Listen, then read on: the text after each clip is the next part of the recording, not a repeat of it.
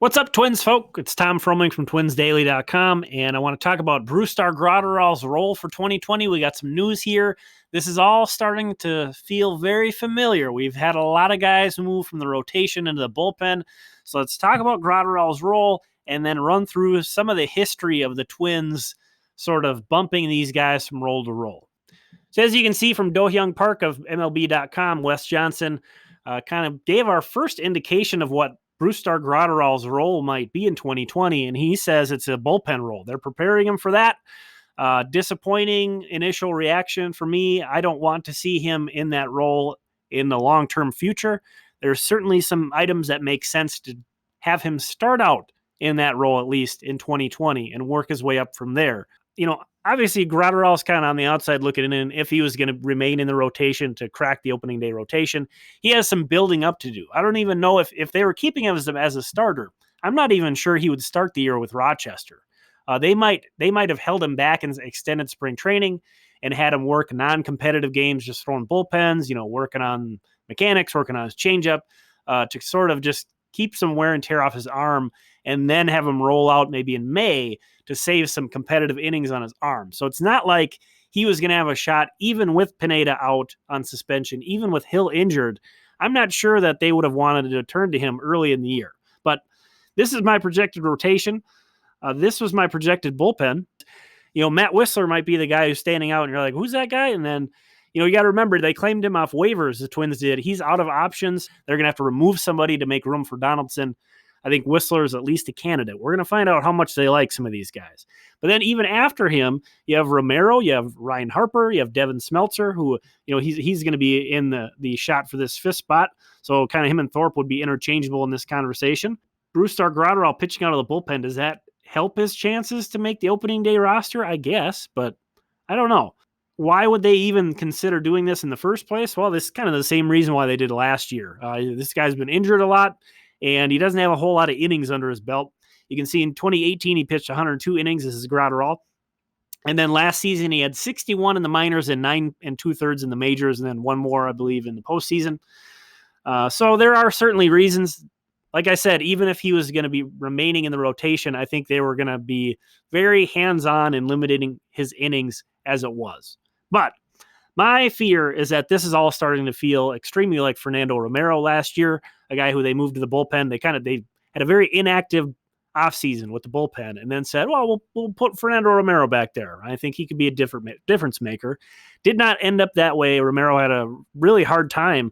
I don't know if there might have been some of that have been a confidence issue, being demoted from a starting pitcher to a relief pitcher. I'm not sure, but I can tell you this. He had the third best FIP in the Southern League in 2017 and had a 4.69 ERA in 11 starts with the Twins in 2018. That's not a failed starter. You didn't have to move him to the bullpen. Zach Littell, these numbers might not jump out because the International League's offensive environment was crazy last year, but he had a 4.19 ERA. That was pretty well below the International League average last year. And even the 757 OPS he gave up was pretty far below International League average. I think it was around 790, 800. And he struck out 45 guys in 43 innings while he was starting for the Red Wings. So I don't really think Zach Littell was a failed starter.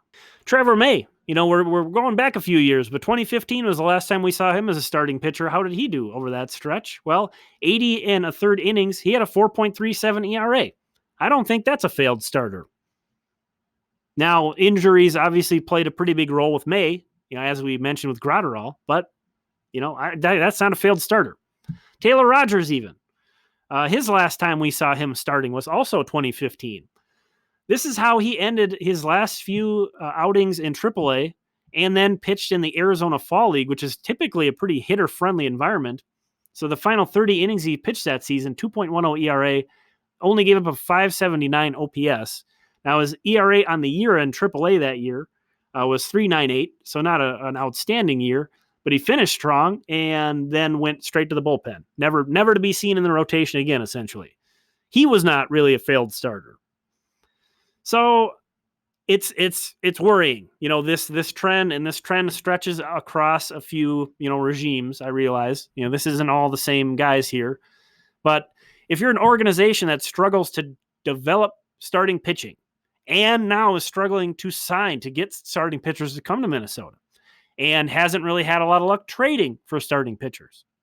You'd think that you would keep guys in the rotation until they fail and then move them into the bullpen.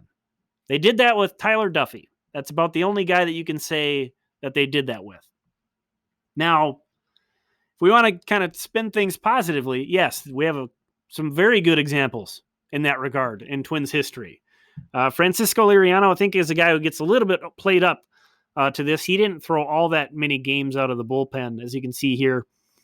But he did. They did kind of start him out in the bullpen and work him in, and he got hurt, came back as a starter again. But obviously, Johan Santana, is the shining example of they were incredibly patient with him and careful with him. This is sort of the roadmap that I would like to see. And then Brusdar Graterol goes on to win 2, should have been 3 Cy Youngs. Is that too much to ask? But no, I'm hoping that, this isn't Graterol. Let's jump back over to that statement. This is important to break this down. This is where I'm holding up my hope.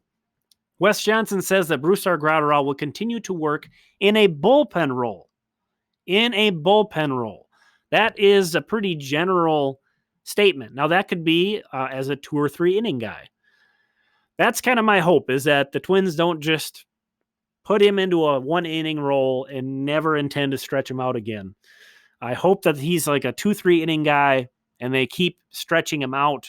And, hopefully by the end of the year, he's throwing 125, 130 innings or something, and help the ball club, help provide some depth, help be a bridge in between the starting pitching staff and the bullpen potentially. And then you have that buildup. You have that buildup of a physical and mental routine, hopefully, to where in 2021, we're having this conversation of, okay, now we feel real good about Brusdar Graterol, penciling him in to the back end of the rotation with the upside of him being one of our better developed starting pitchers that we've had in years. So that is my hope. What do you think about this whole situation?